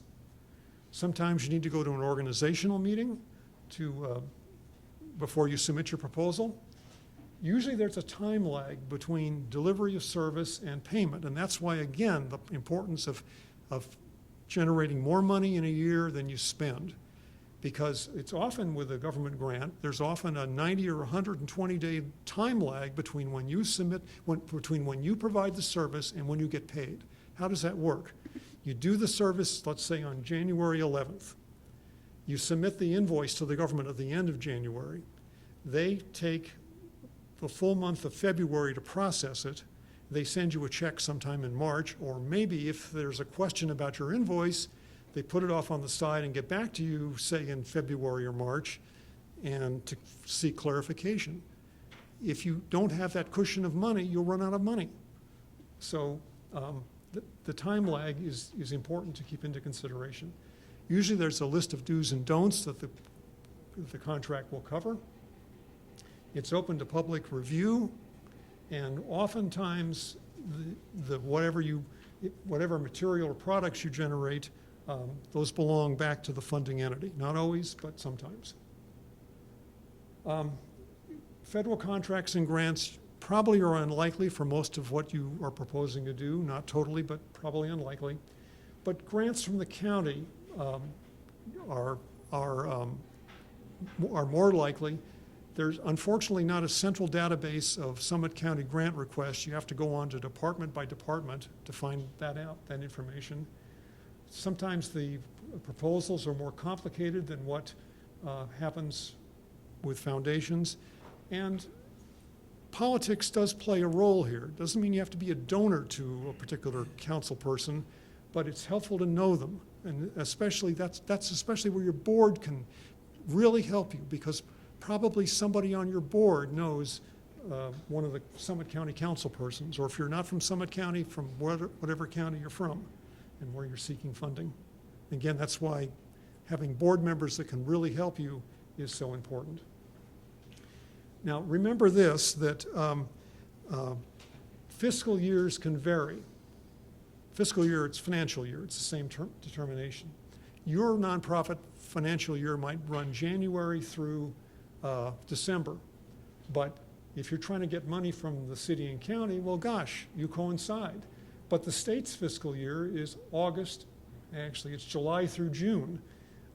So you might be, if you started up in, let's say, February, and you're trying to get money from the state, you might be 6 or 8 months till you're able to apply and get the money. And the same thing happens with the federal government. Their fiscal year is October through September. So just keeping all this in mind is really important. I don't want to frighten you with what I've said about the importance of raising money or the difficulty, but you need to understand that foundations, individuals just don't fork over the cash because it's a good thing to do. There are certain protocols that you have to go through, but the reward is definitely there. Yes, and then back. No, you and then. Contracts and grants. Yes. I actually just downloaded a course through Udemy for like $10 or something, so they're running a special for grant writing. Mm-hmm. Do you need a grant writer, or do you contact these organizations and kind of work that out? And then, I mean, is it wise to have a grant writer make it more like the way, like technical and that type of thing, or can you kind of manage it on your own without actually taking a grant writing course? Okay. It's more helpful if you can take the course. Right.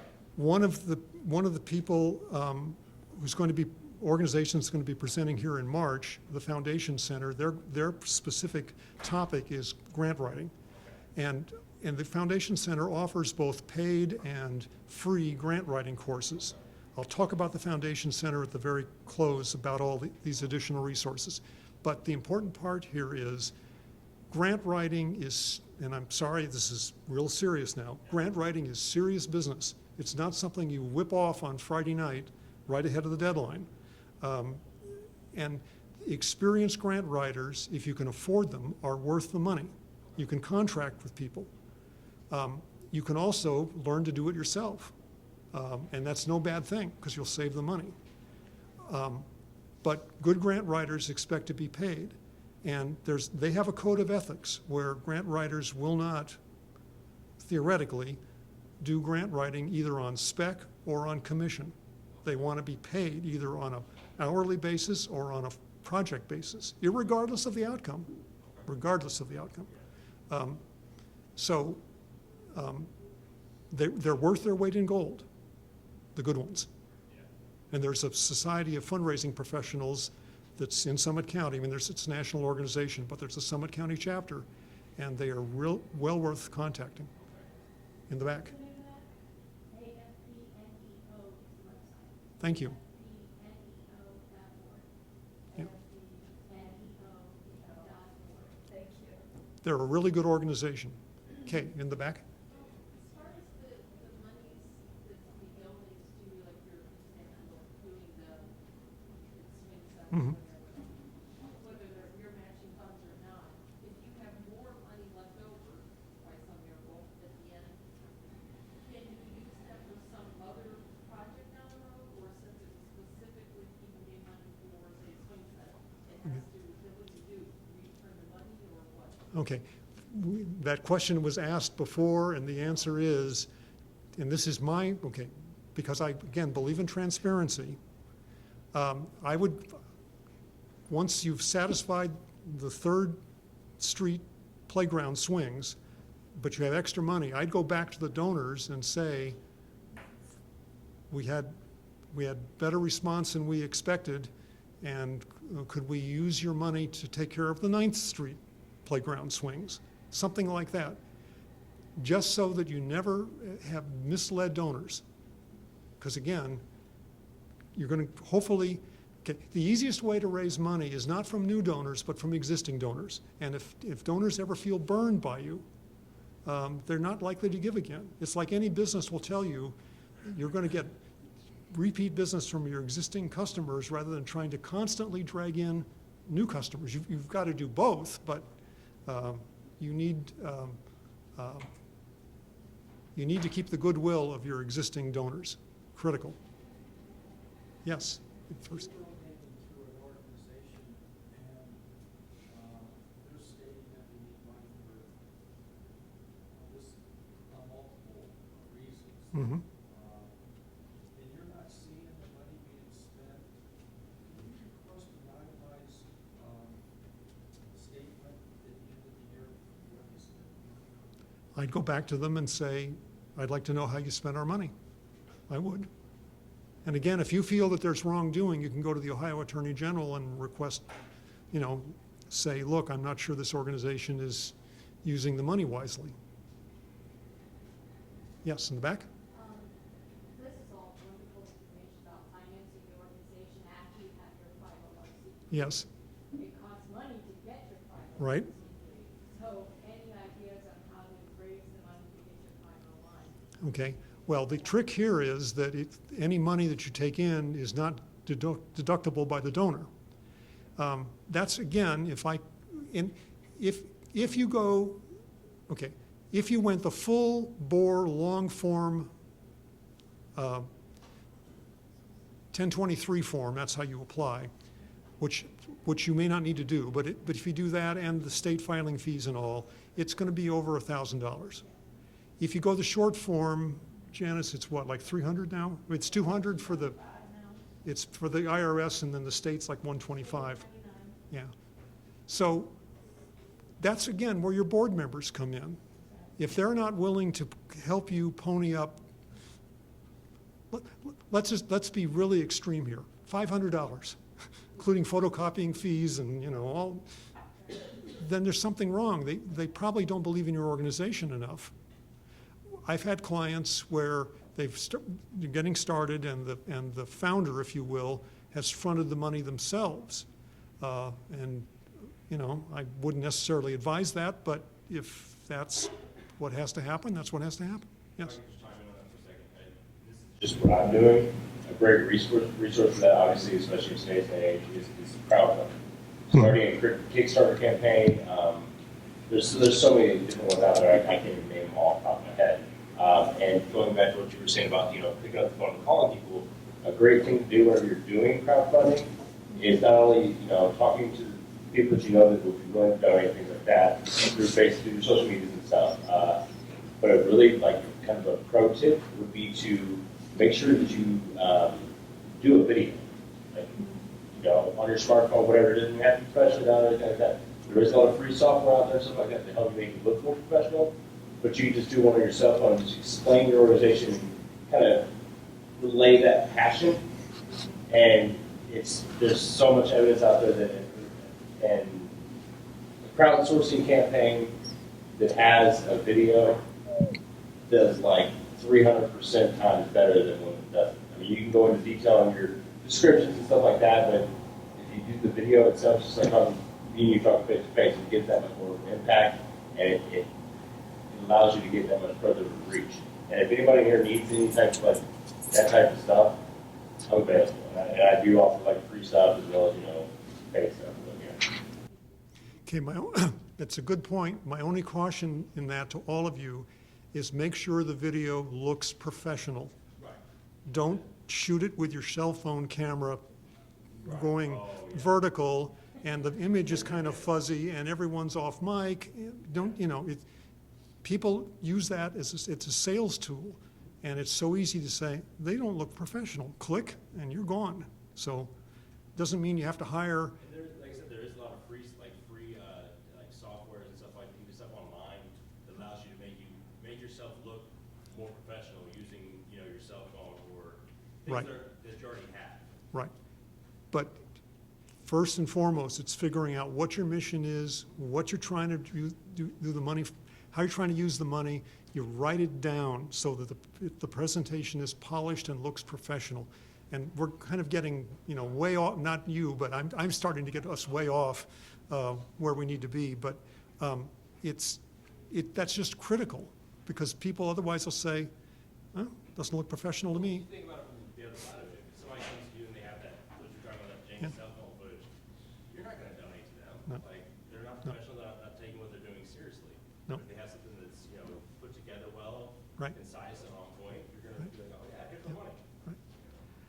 Okay, so that's fundraising. And next, Janice is going to tell us how to set up a 501c3. And this is the best part of the program.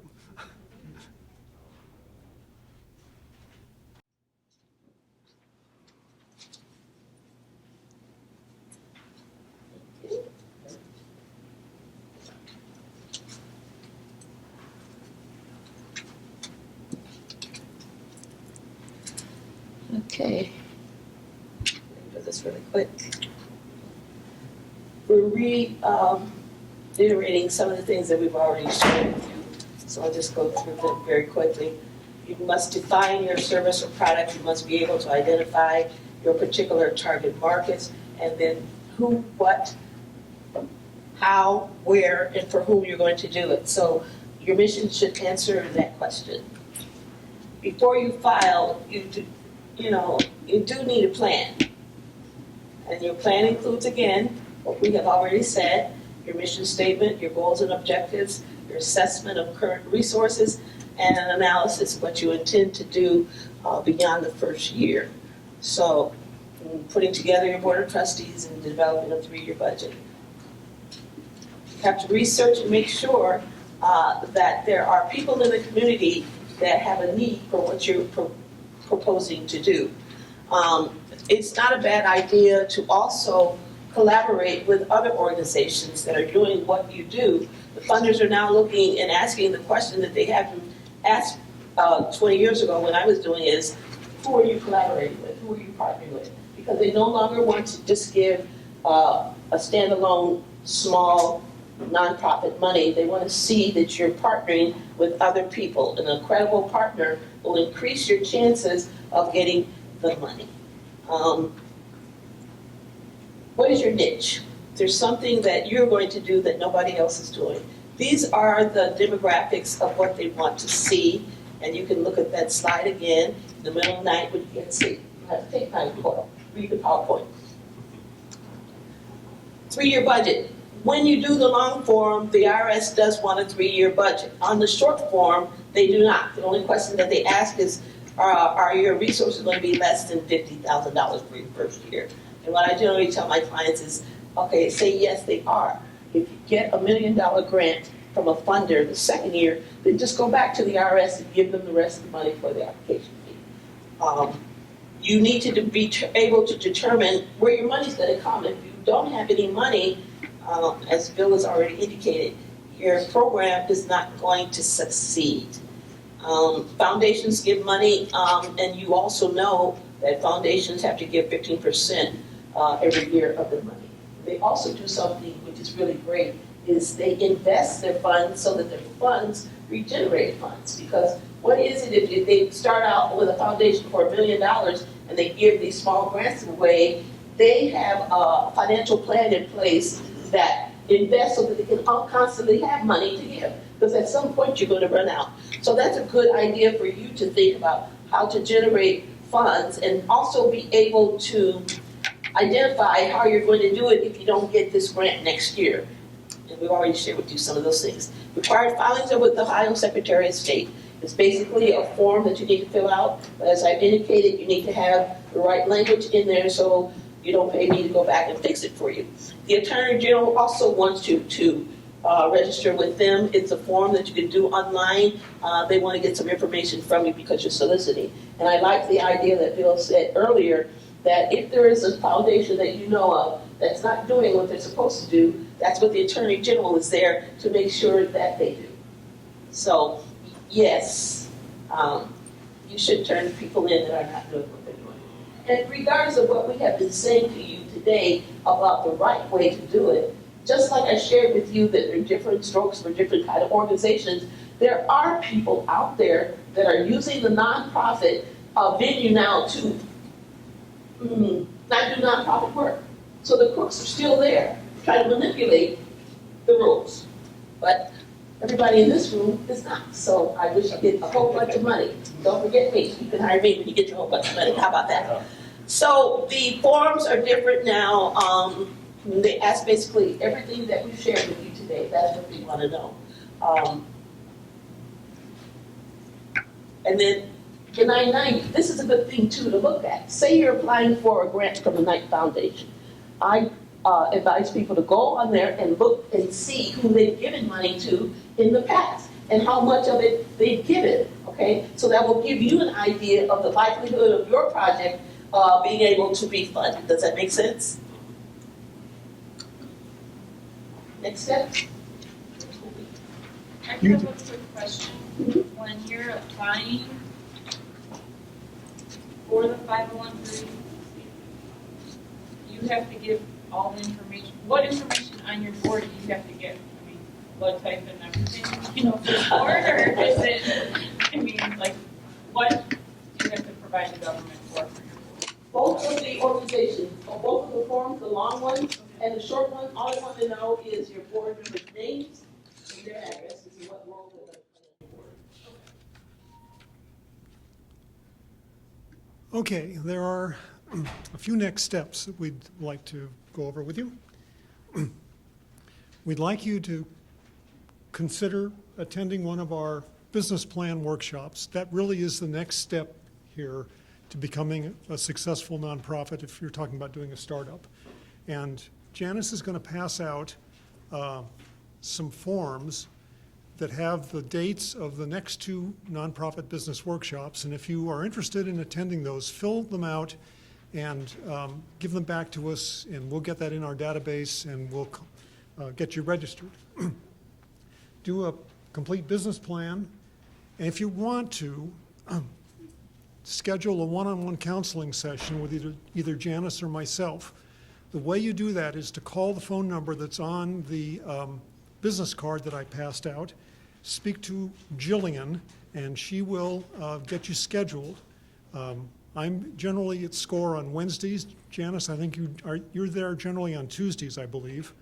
And we do need appointments in advance because we don't do walk-ins because we schedule 90-minute blocks with you. But we'd be delighted to talk with you one-on-one about any aspect of nonprofit. Startup, if you have an existing organization you're trying to modify or resurrect or improve, we're happy to try and help you with that as well. In conclusion, we want to do a couple of things. We want to acknowledge two of the books that a lot of this material has been derived from, and Janice is working on her book, and we'll get that up here when Janice is published. Again, that's the phone numbers and all. Now, before you go out the door, I want to go through a couple of other things with you very quickly, and that's our resource guide. In your packet of material, you will find a sheet that says Nonprofit Resource Guide. And this has, among other things, the names of these books and also a book on grant writing, which is the best grant writing book I've ever found. There are web addresses for a couple of sites that give you some sample business plans. I have to say, I've not really yet seen a really good nonprofit business plan, but this will help you along the way.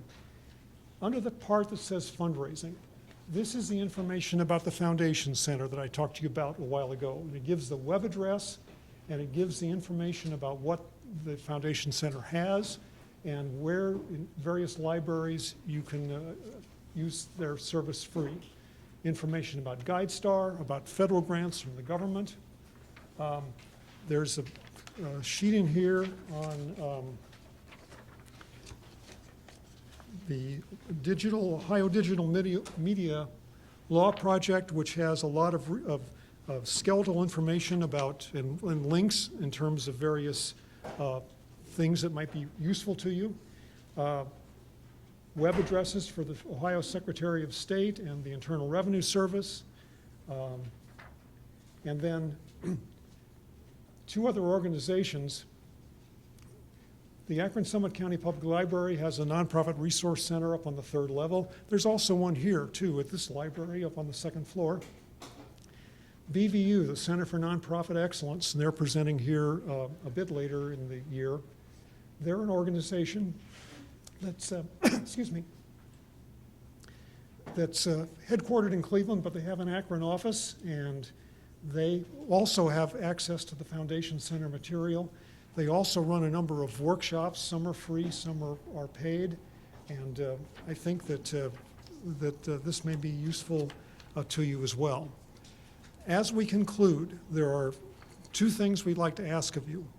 First of all, the form that you have on your table from the library, the evaluation form, if you would please fill that out and turn it in as you leave. And also, if you could use our form and fill it out and turn it in. We revise these workshops from time to time, and we really do take your feedback carefully into consideration as we're doing the revisions. So again, thank you very much for being here. Janice and I will be here for a while longer if any of you have individual questions or even questions for the group. In the back? Yeah, are you familiar with B corporations, which, you know, is a new form of corporation that has a purpose-driven and kind of more caring side of into for business No, venture? I'm sorry, I'm not. I highly recommend you look into that. I heard that Ohio has opened and there's B corporation open, I mean, that can actually set up like that. Hmm. It's actually a concept that started in Europe and has been expanded. Okay. Yeah, I'm sorry, I haven't heard of them, so I can't comment. It is, as a business person who wants to add the caring and purpose-driven aspect, but still maybe that want to fall into the administrative hurdles that we just learned. Okay. I think B corporations might be a great new way. Okay. Thank you for saying that. Okay. All right, unless there are any other questions, we're done. But again, Janice and I will be here for a while if you have one-on-one questions. So thank you for being here. We really appreciate it. And do call Akron SCORE. Talk to Jillian if you want to have one-on-ones with Janice or I. Thanks.